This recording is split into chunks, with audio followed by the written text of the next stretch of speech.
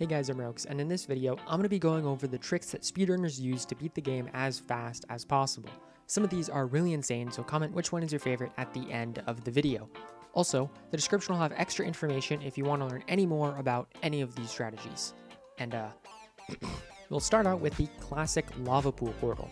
Now, you've probably already seen this, but in case you haven't, speedrunners build a nether portal by placing lava against water in a specific way, so that the lava will turn to obsidian. This allows speedrunners to get into the nether very quickly without having to get diamonds and mine obsidian, which takes a very long time compared to just getting a water bucket. Next up is a similar trick, but instead of using a surface lava pool, you use an underwater magma ravine.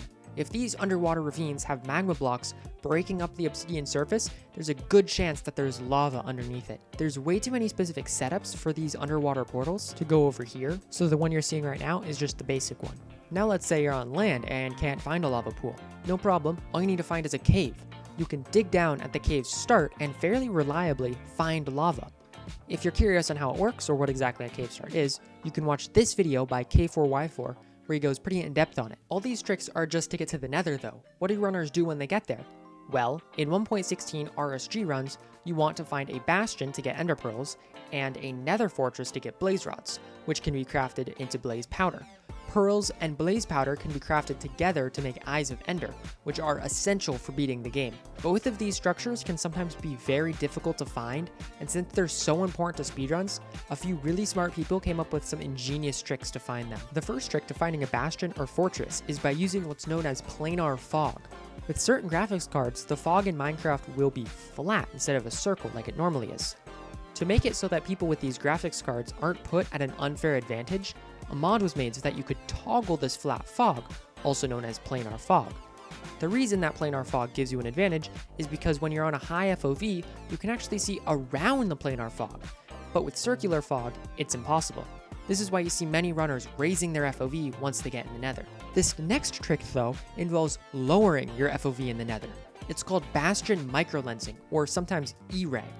It allows you to find where bastions are without visually seeing them at all. It works because the piglins in the bastions are generated with the structure, and they don't despawn, so there will always be a bunch of piglins in each bastion. Because of this, you can use this number on the F3 screen labeled E for entities to find bastions.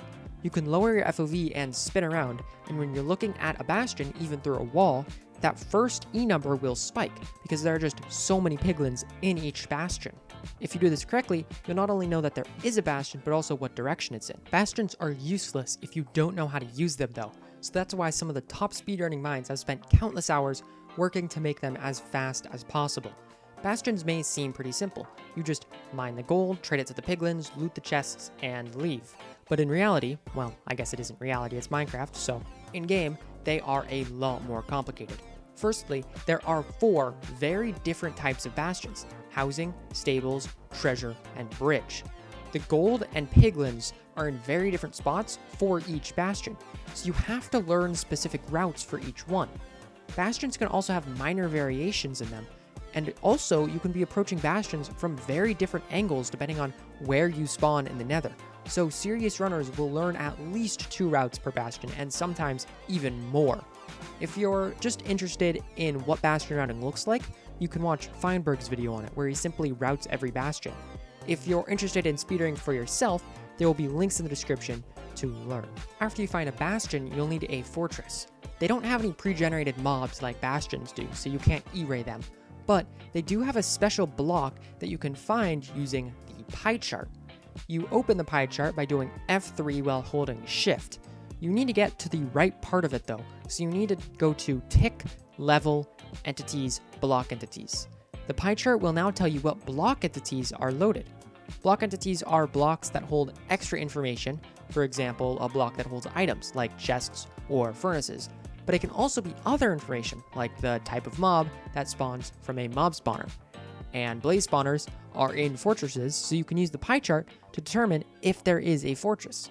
I was going to talk about a method of finding the direction the fortress is in using the pie chart, but it's too complicated for this video, so go watch this video by K4Y4 if you want to know how that works. The only thing you need from the fortress are blaze rods, which drop from blazes. Since blazes only have a 50-50 chance of dropping a rod, you need to maximize the amount of blazes you're killing, and usually the best way to get a bunch of blazes is a blaze spawner. Spawners don't just always spawn the same amount of blazes at the same rate though.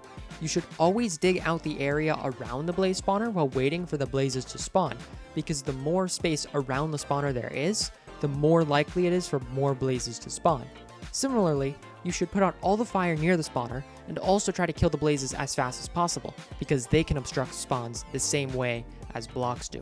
One trick that you can use to clear out a bunch of blocks from around the spawner really quickly is known as blaze bedding, where you use a bed to create a massive explosion around the blaze spawner. You need to use a specific setup for this though, to ensure that you don't blow up and that the blaze spawner doesn't blow up either. These are the two most useful setups. You should always blaze bed if you have enough beds to do so, because it can drastically shorten the amount of time you have to spend at the blaze spawner. If you can't find a blaze spawner, or it's just really far away, there's a trick where you lower your render distance to 5 chunks, and this will increase the amount of mobs that spawn around you, giving you more blazes.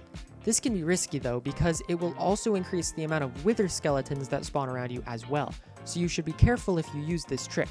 It is very powerful, however, and there are many situations where you should use it. Once you have all the blaze rods, ender pearls, and beds, you are set to leave the nether and find a stronghold.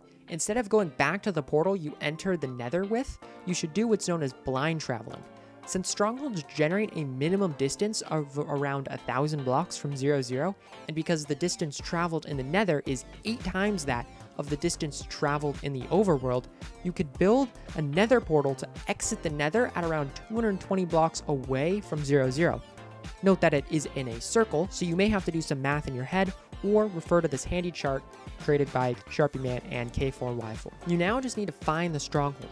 If you ever end up over an ocean, you should just throw an Eye of Ender and hope the stronghold is exposed. If you spawn on land, it may be a good idea to do a trick known as distance calculation. An Eye of Ender will go towards the stronghold in a straight line, so if you throw 2 eyes from different positions, you can use the angle difference of the eyes to estimate where the stronghold is. If you can't do trigonometry in your head, K4Y4 made this handy chart that you can refer to in your runs. If you do use this chart, you need to turn precisely 90 degrees from the first eye's angle and sprint jump 4 blocks. This trick is extremely powerful because in just 2 eyes of Ender, you can know nearly exactly where the stronghold is. You will still probably need to throw a 3rd or 4th eye once you get in the general area, but that's still far less eyes thrown than if you don't use this trick. Distance calculation also allows you to do a trick known as calculated travel. If you have enough obsidian to build a second nether portal, you can do your distance calc, then go back into the nether, and then you only have to travel 1/8 of the distance. Once you get to where you think the stronghold is, you can build your second nether portal, and in ideally less time, you have traveled the same distance. There is another way to know about where the stronghold is even without throwing a single Eye of Ender. This is known as divine travel. If you get a nether fossil in the 0 chunk of the nether, you can look at which specific one it is, and based off that, you can know the angle of the stronghold. This trick requires a bit of memorization as well as a list of coordinates that each fossil refers to.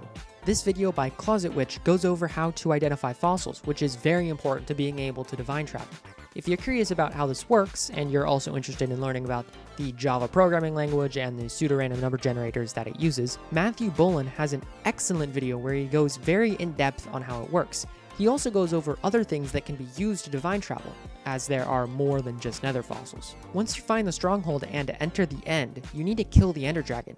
The intended way to do this is by shooting out all the end crystals that heal the dragon, then by shooting the dragon with a bow and hitting it with a sword when it perches. This is way too slow for speedruns, so instead, you should use a well-known trick known as the 1 cycle.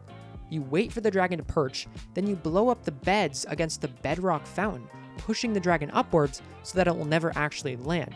If done properly, you can kill the dragon in as little as 4 beds. There is one problem with the 1 cycle though. You have to wait for the dragon to perch before you do it. This is sometimes pretty quick, but sometimes it can take a very long time for the dragon to perch, which absolutely kills the pace of a run. This is why the 0 cycle was created. Basically, instead of blowing up the beds when the dragon is perching, you get the dragon to circle around the player instead, which can get the dragon to the desired position much more consistently fast compared to a one cycle.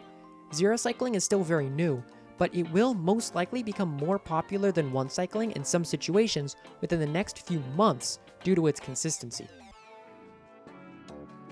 If you made it this far in the video, thank you, and let me know what you thought of this video by leaving a comment, and also let me know what videos you'd like to see from my channel in the future.